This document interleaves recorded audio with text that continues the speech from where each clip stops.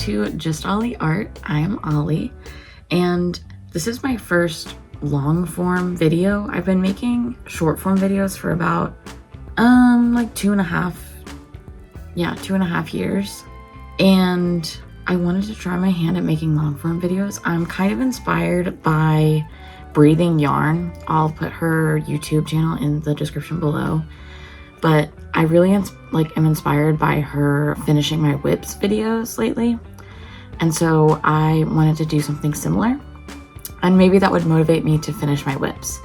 So I'm gonna do things a little bit differently from her. She tends to introduce a bunch of whips and then finish them all by the end of the video.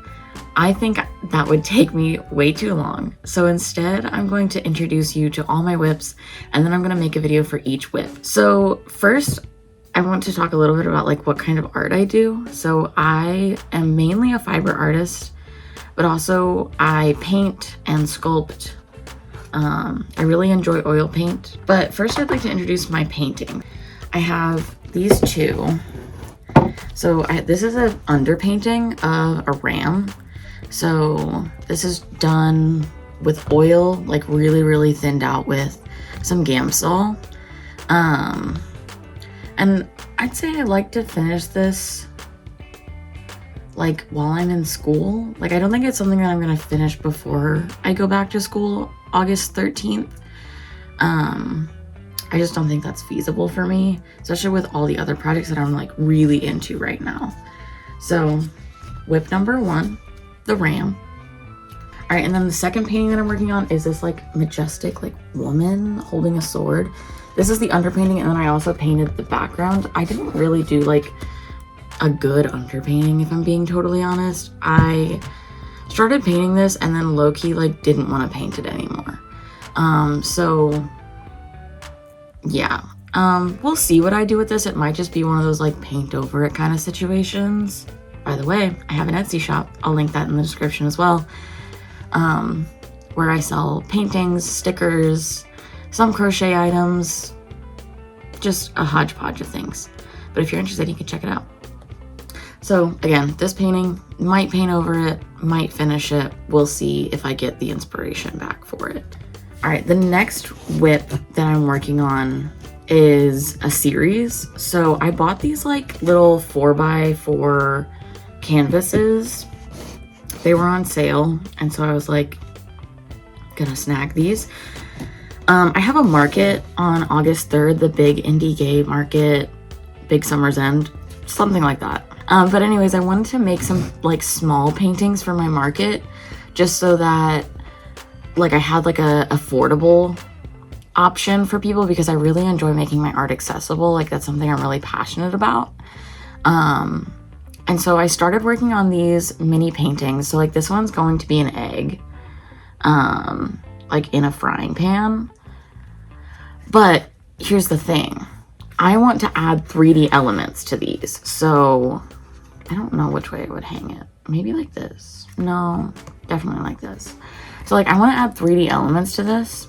So my thought is taking some air dry clay and sculpting a little bump here for the egg yolk, and then painting it to match the rest of the painting. So yellow or orange or whatever color I decide.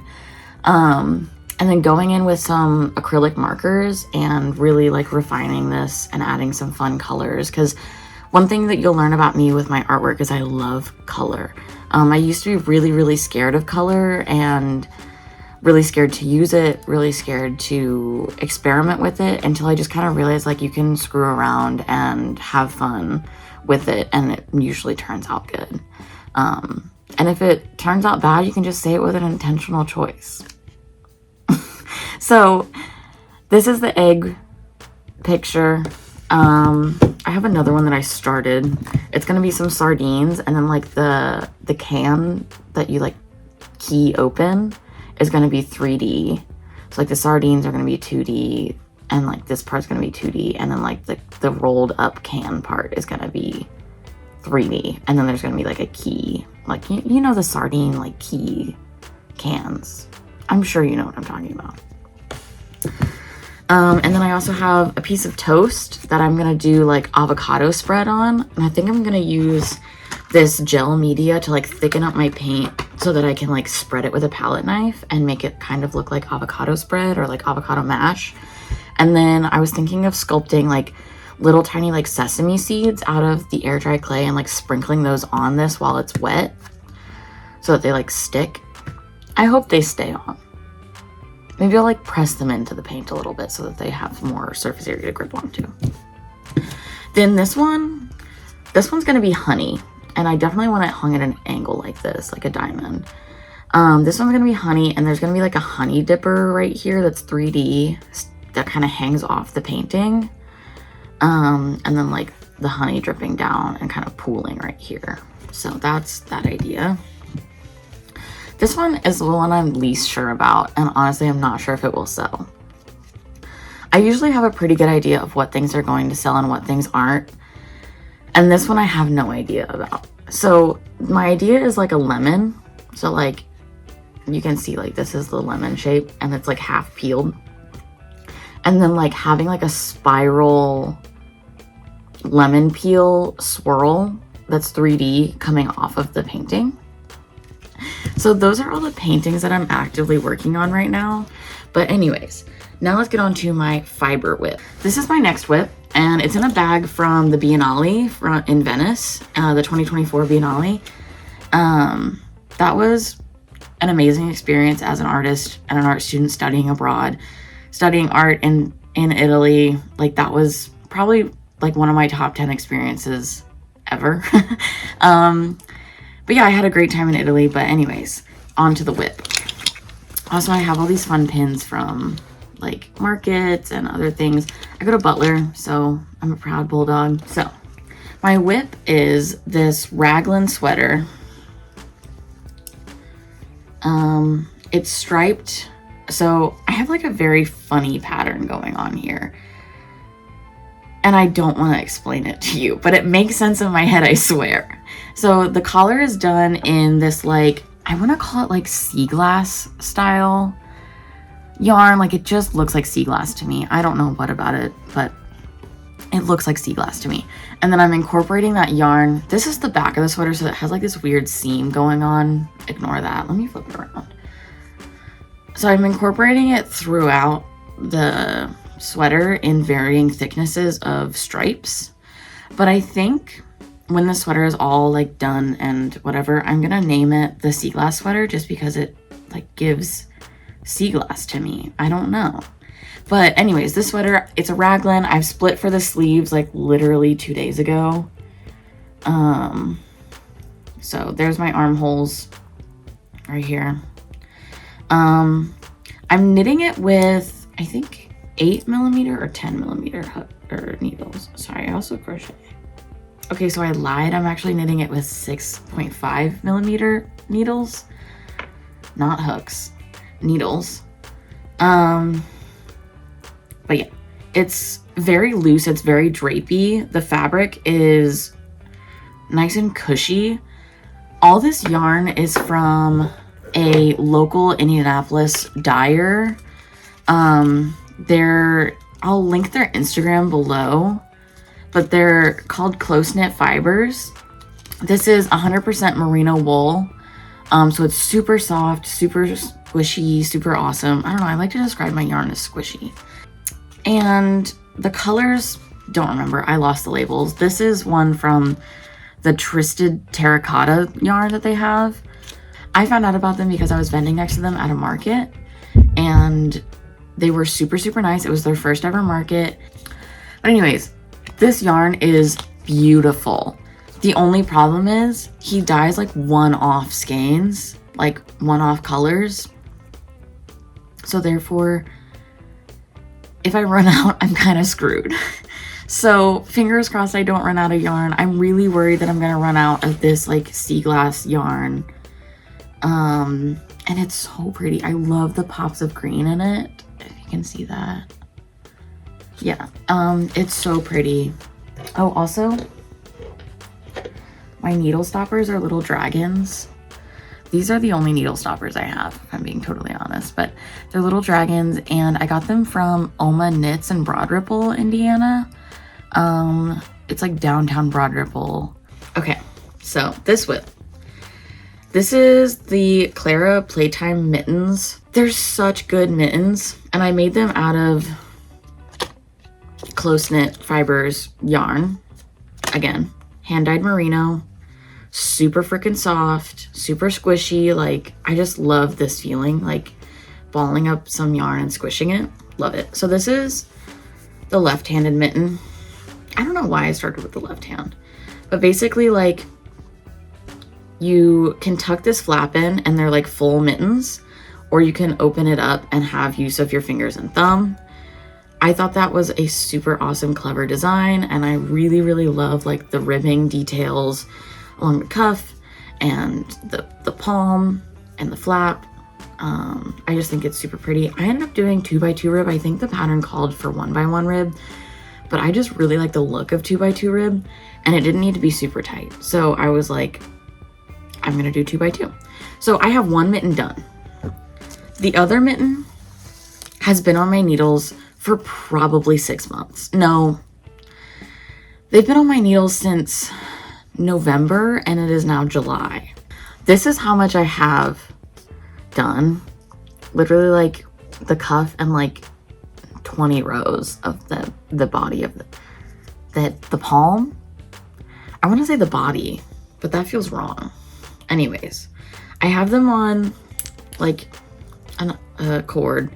I just put like the little stoppers on the end because I needed the needles for something else. So that's fun. I really want to finish these. I really want to, because I love these mittens and I want to have them for like winter time. And like with fall semester coming up, I know it's going to be getting colder soon. And like I have really long walks to and from class. So like I would love to have some really nice mittens. But also, I made one and I don't want to make the other. Does anyone else get that? Like where you have to make a pair or something, and like maybe it's called the sock curse. I think it's called the sock curse, where it's like you make one sock and then you never want to make the other sock. I don't know. Maybe I'll never finish these. Maybe I will. I really hope I do, because they're super cute and I love this yarn. It's giving beach, and I feel like I need a beachy reminder in the wintertime. All right, next whip is still fibers, but embroidery instead of knitting. So I decided to do a self-portrait, and I hate it. I don't know. I think I've done a really good job like seed stitching the whole thing. Like you can see how like small those stitches are. I think I've done a really good job, but like I just never want to finish this. And like I've outlined everything, so like low-key I could just call this finished, and that would be that. And also like I did something weird with the teeth. I don't know how to embroider teeth, I think. Anyone else think that looks weird? I think it looks weird. It's not filled in, obviously, but you know. So this is a maybe finish, maybe throw away.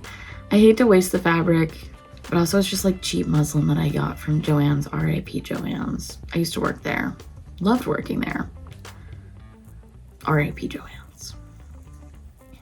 But yeah, that's that. My last whip is this sweater.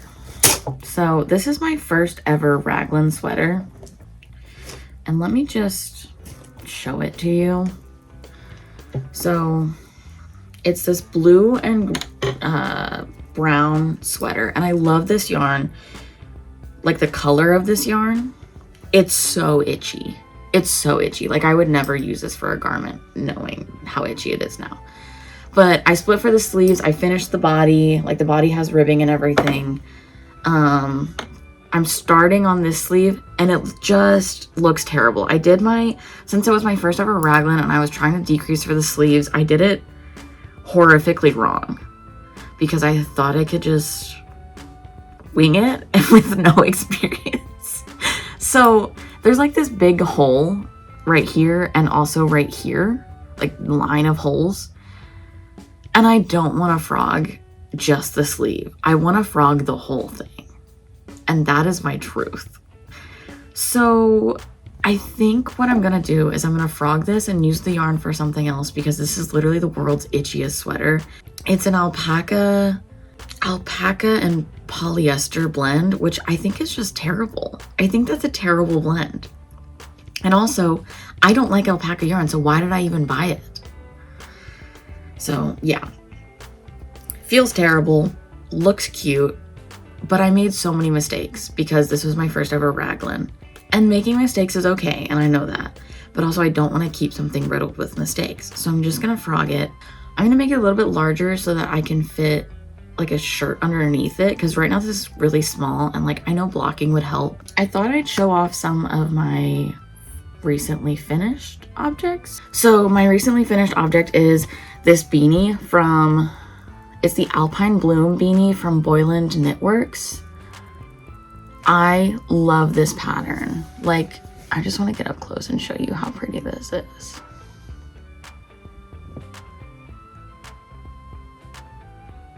It's so pretty.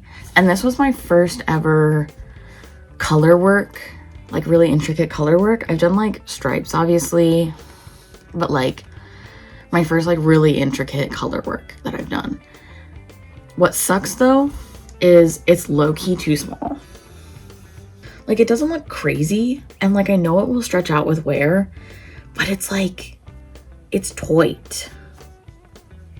And also the ribbon keeps rolling up and it makes me so sad. But like, it doesn't look that crazy, I guess. Maybe because I don't have that much hair.